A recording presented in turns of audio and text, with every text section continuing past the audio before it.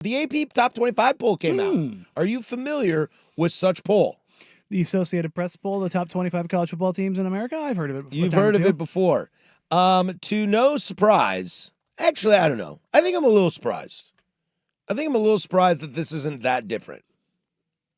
I mean, nobody you said wants, your patent phrase line, cowards. Yeah, I mean, nobody wants to do the thing anymore, and I think it was exacerbated. Now, this isn't the only reason, but the media poll in the Big 12 last year, they aren't doing it anymore because they all ended up looking very dumb after they all picked Arizona State to be the worst team in the conference, and they end up being the best team in the conference and go into the college football playoff. It's like, but that's okay. Like, as long as you're like, here's the thing. If you're going to do that thing, just stand by it. It's like you learn more from being wrong than you do from being right. Well, I always say anytime you're wrong, that's an opportunity to learn something. That's something that Patrick Harris came up with, and no one else came up with that. You're damn right, dude. It's about time I get some credit around here. But there's plenty of stuff that I've had wrong.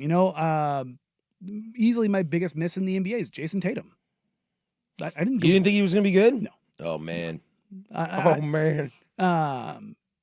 But I don't delete tweets. The only tweets I've ever deleted are like ones that I had grammatically wrong or something along those lines, or I was on a line of painkillers and I said something I shouldn't have publicly. The apostrophe in that tweet was wrong. Pay no attention to the fact that it said Jason Tatum would suck. No, it's still up there. I believe you. There's a writer at a very big institution who had a tweet of like something about Jason Tatum playing in the CBA in China. Oh. And I responded to it. I was playing in the collective bargaining agreement? I'm like, no, I'm with you on that. She deleted that tweet. My response is still there. Busted. It's like, it's bad form. It is bad form. Look, it's okay. It's okay to say something that you're wrong about. It's okay. Totally. As long as you're not hurting people. No, that's what I'm saying. Like, when new information becomes available, you can make adjustments. We talk about that here all the time. Dude. It's totally fine. All the time. I talked about Shedeur Sanders today, dude. But yeah, it's the, you can't go too far. Like, look, don't be hot takey. But if there's something that you believe in, then say it. I'm okay with it. The AP poll has your top 5 of Texas, Penn State, Ohio State, Clemson, and Georgia. The coaches poll had Texas, Ohio State, Penn State, Georgia, and Notre Dame. The top 10s of these are exactly the same. Well, Penn State and Ohio State are flopped. Top 14. Oh, I just mean in terms of the same teams. Same teams, yes. Top 14 are all the same teams. 7 through 14 are exactly the same. Yeah. And interestingly enough, in the AP poll, Oregon did get a first place vote. Oregon did get a first place vote. Notre Dame didn't. And I was like, Georgia got a first place vote. And since I listened to our favorite morning show, I know that was Brett McMurphy. And McMurphy's a guy that will go outside the bounds. He did. He said people may not like it, but I voted for Georgia number 1. I appreciate. I love that I can see that, and I know it's him. I love that McMurphy, because he makes his public. He did, and I love that he does said it. On the boys in the morning, and he'll like he's had some like outside takes on some teams. It's just what he believes. Yeah. Danny Cannell, we've had him on the show a bunch of times.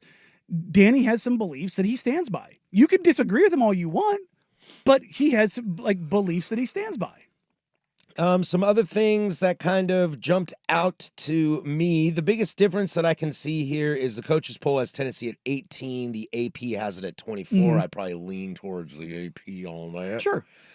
They both have Boise State at 25. This story is gonna piss me off. It was like we have to put them in there. We have to put a group of 5 team in, and it's the only one we think is worth a damn. So that's who we choose. That is gonna piss me off all year. Despite them being on the college football playoff last year and having the Heisman runner-up, and probably the best shot at going to the college football playoff again this year. That's really gonna chap my ass. It's either that or the James Madisons of the world that pop up out of nowhere. But There's nothing about this is shocking. Like when you get into the also receiving votes, it's the same group of teams. It's the same group of teams. Buffalo. Again. Vandy. Yeah. Again, talking about the morning guys, Washington. Army had a decent amount of votes up there. Yeah. I mean, they got a good coach. Yeah. But Durton Sprague were talking about the Diego Pavia of it all, a team that went 6-6, and he went on with. We chatted about him for a while too. With Feinbaum, him saying that he was going to the goal is a national championship. It's like, all right, like, dude, be again, believe what you want to believe, but don't lose to Georgia Southern. Also, I'm going to say something that we all agree with. Mm. Paul, shut up. Yeah, Just shut the hell up. he had a thing about how the Big Ten's won 2 national titles and now they act like they invented college It's not football. even just that. It's you just, went 30 years with 2 titles. Shut up. It's also the Pavia thing. Like, what do you think the kid's going to say? Get out of here. I'm so over Feinbaum. Another interesting thing on here, which just to kind of recap, put a little bow on this AP ranking, is the coaches poll has Oklahoma at 18, and they are basically number 26 in the AP.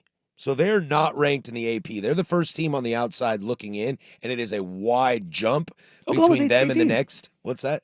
You said on the coaches poll they're not ranked? No, in the coaches poll they are ranked. They're ranked 18. The AP they are not. I'm looking at the AP right now. I have them 18.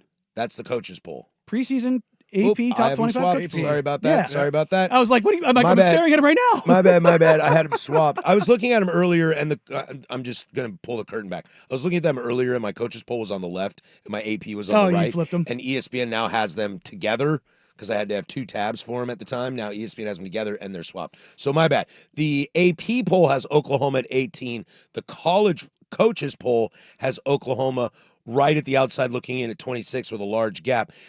I think Oklahoma and maybe Tennessee to this extent might be 2 of the most wild card teams I have for my season. Well, the other thing is, at least as far as the SEC goes, you get into the others receiving votes, and 29 of the last 31 years, a team that has been outside the top 25 has finished in the top 25, and I think it's something like 25 out of the last 30. Is this the low hanging fruit?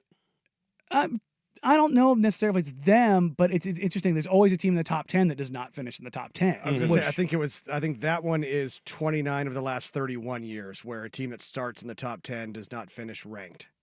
Well, I know it's 29 or 31 for a team outside of top 25 to be in the top 25. Right, but I think it's like 25 out of the last 30 for into the top 10 is finished out. We get all these different stats as they all come out. They are what they are, kind of a deal. But the others receiving votes is very interesting because the Big 12 is such a show, and not in a bad way. No. It's going to be chaos. It's going to be chaos because the lowest win total is 5.5. The highest win total is 8.5. It's very compressed. You could talk yourself into like 8 different teams. So if you look at the others receiving votes, BYU, Utah, Baylor. Big 12. You're just like, oh, Louisville. If they somehow ended up in the Big 12 soon enough, I'd be like, oh, that's fine. And then you have USC, Georgia Tech, Missouri, Tulane, Nebraska, UNLV, Toledo. Missouri Auburn. should still be in the Big 12 as far as I'm concerned. But same with Nebraska. If you told me BYU, Utah, Baylor, Louisville, USC, or Missouri ended up in the top 25, I'd buy that for sure. I'd buy any of those teams. For sure, I would. What if Florida State comes back and just powers through people? No, they won't. I'm joking.